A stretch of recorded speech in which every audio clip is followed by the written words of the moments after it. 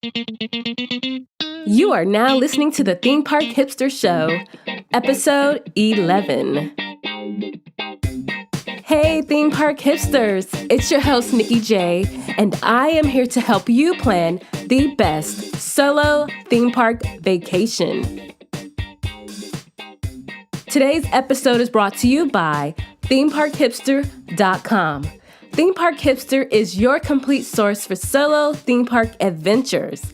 Theme Park Hipster shows the fun way to enjoy theme parks alone with the latest tips, reviews, news, personal stories, and more. Now let's get back to the show. Hey guys, I am excited about today's show. In today's episode, we are diving back into the world of Avatar. Last week, I went over 2 attractions, Flight of Passage and the Navi River Journey.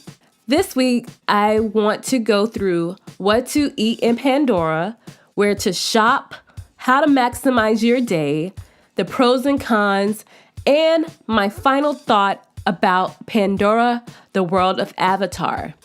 Now let's dive into the food first. There are 2 areas to get food at in Pandora. The first one is Satuli Canteen, and the second one is Pangu Pangu. Let's start with Satuli Canteen. The food available in this canteen restaurant is more health conscious and sustainable friendly.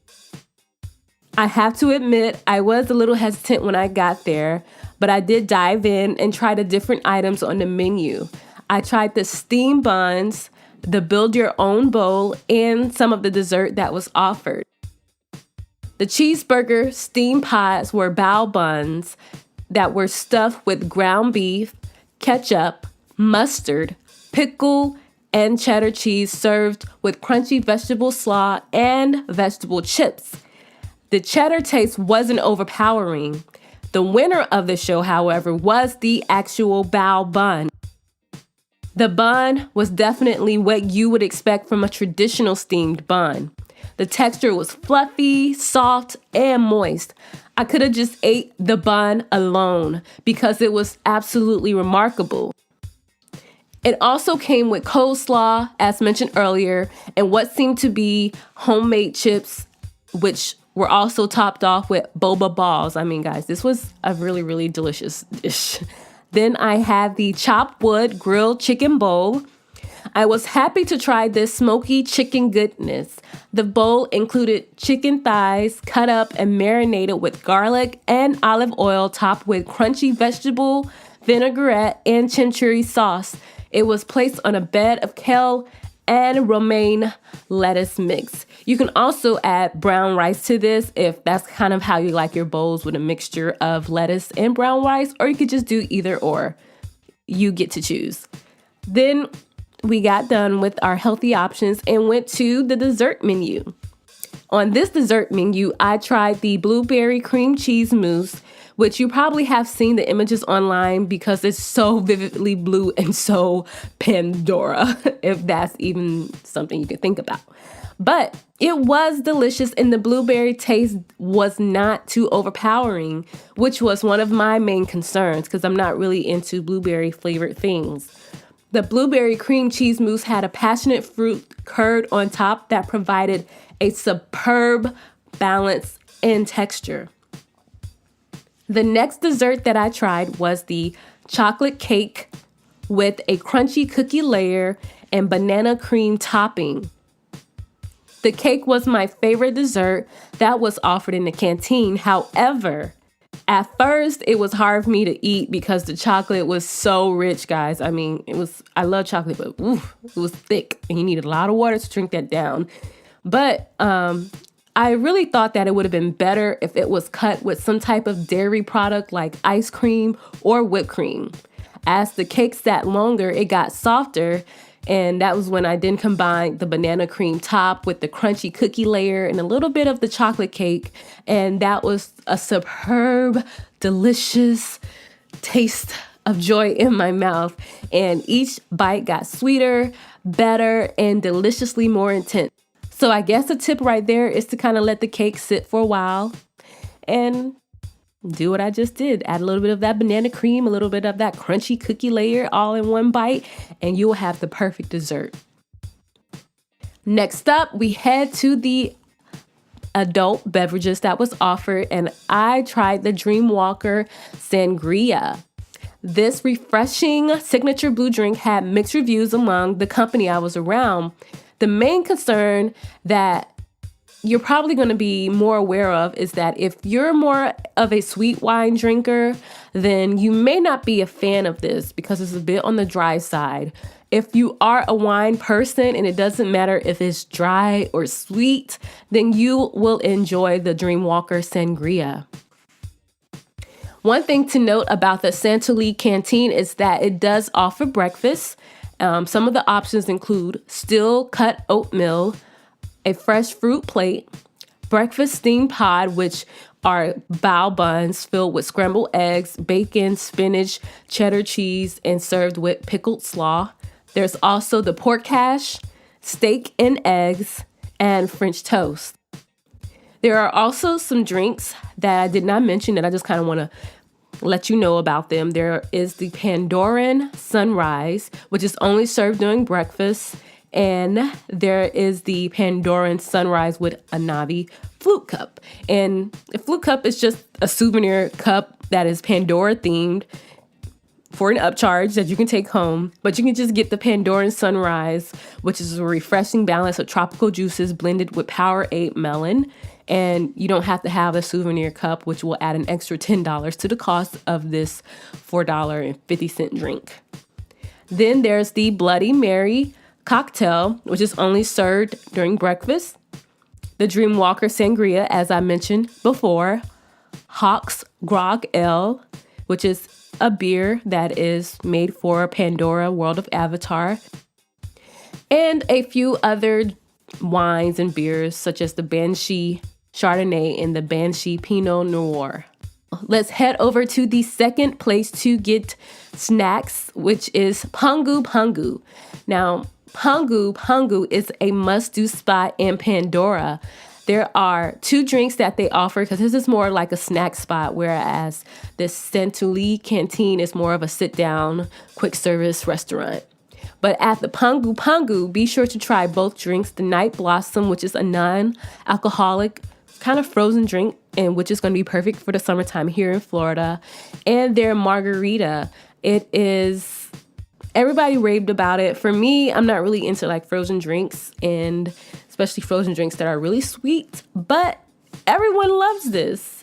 There's also the snack that they have called the Pangu Lumpia, and it is kind of like a egg roll, but with a banana textured vanilla cream flavored inside. It's hard to describe it because a lot of the stuff is made up just for Pandora, but it is absolutely delicious and it's a great snack to have, and you can eat it waiting outside Flight of Passage and enjoy it. Now let's head over to some of you guys' favorite topics, which is shopping. Pandora merchandise. There is one spot in Pandora World of Avatar that sells so many Avatar-inspired gizmos, gadgets, and items, and it is called Wind Traders. For shopping, you will have another attraction, and it's called Wind Traders. This is an amazing store that has some of the coolest toys produced for the Avatar franchise. You can even bond with your own Banshee. This is kind of like being chosen for a wand with Ollivander over at the Wizarding World of Harry Potter. Your mountain Banshee has to form a bond with you, and that's the one you pick. But be aware, parents, or if you're going by yourself and this is your gift, they are a bit pricey. They can range, they're between like $50 and $100. You can also create your own miniature avatar doll by putting your face into this digital scanner. It will kind of scan your face and go through its magic and the avatar making machine, and boom, you have your own miniature avatar with your face kind of meshed into it. Now, let's not forget about the Navi-inspired accessories that you will find in this shop, which include those ears and tails that you may have seen pictures of people rocking online. Many of the visitors were walking around, including me, which I did, in the Na'vi attire. Wind Traders is overall a great store, and it's fun to sit down and just browse. Just don't get caught in a rainstorm like my friend Lauren of Outdoorsy Diva, or you will walk out with more than you intended to buy, and that's exactly what happened to her. There's another area in Pandora where you can get your face painted kind of like a Na'vi person, and it is called Colors of Mo'ara. And basically it's a face painting, nothing extravagant, and you just get your avatar inspired or a Na'vi person inspired makeup on your face. Okay, we are done with food and shopping. Let's talk about how to maximize your day in Pandora, land of Avatar. There are 3 things you need to keep in mind. 1, you want to map out the area so that you have an idea of where everything is.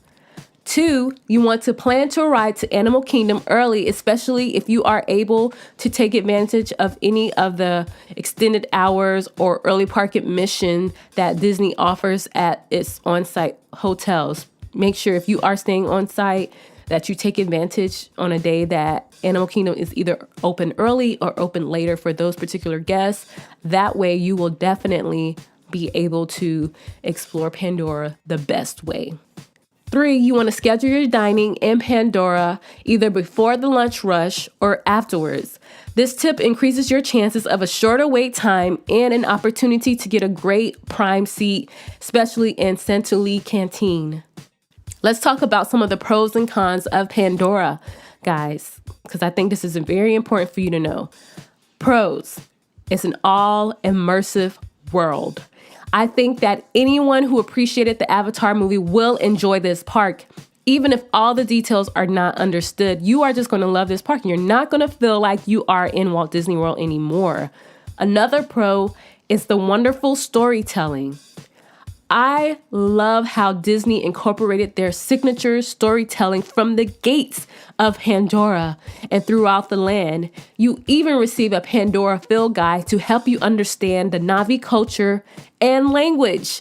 It's like really dope, guys, because they break down some of the simple phrases that the Na'vi people speak, and you can go around speaking it to the cast members. And yeah, I speak Na'vi. That's cool. Another pro is the layout.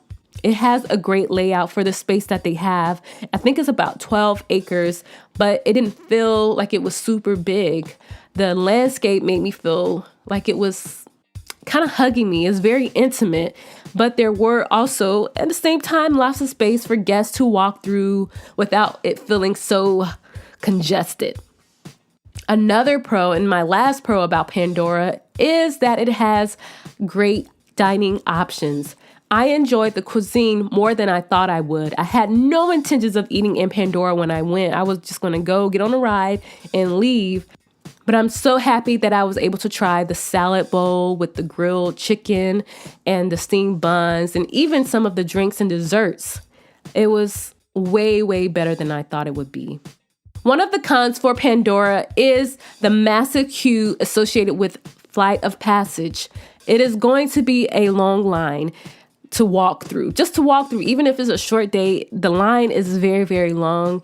And when there's not a long line, you are just going to have to walk really, really far just to get to the boarding part of the line. If you have a fast pass, which I recommend, then that long walk will be cut in half. Another con is the lack of shading. It would have been nice to have a little bit more shaded seating. I went on a day with a nice overcast, so I was lucky. But I can see in the peak summer months that this could be a problem if you're trying to find a place to escape the Florida heat. Another con, too many boba balls. I know this is crazy, but it was like in almost every dish I had. The frozen drinks, the steamed buns, the chicken bowl. Was it on my dessert? I don't know. I can't remember. But there were so many boba balls. I mean, I like them, but I don't like them that much. But anyways, those were kind of like a few of my pros and cons of Pandora. To my final thoughts of Pandora: the food, the attractions, the drinks, the shopping, and the overall ambiance is spectacular. This is a Disney must-do for any trip to Orlando. Pandora, the world of Avatar, will exceed your expectations. I had the best day ever during the preview event at Animal Kingdom. It's my hope that you get the same experience.